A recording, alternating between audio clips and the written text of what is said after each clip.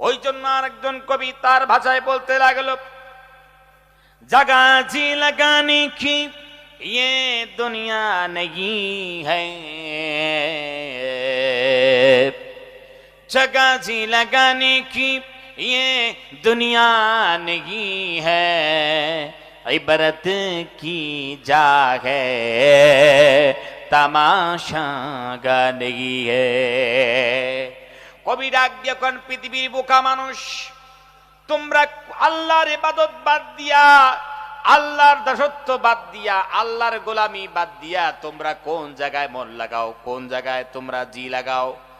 আসলে তো যেই জায়গায় তোমরা মন লাগাচ্ছ, জি লাগাচ্ছ, আসলে এই জায়গাটা মন লাগানোর জায়গা নয়। ইবাদত কি যা হে, তোমরা জানো না এটা শিক্ষা অর্জনের জায়গা, এটা আমলের জায়গা, এটা নেক কাজ করার জায়গা, সৎ পথে চলার জায়গা।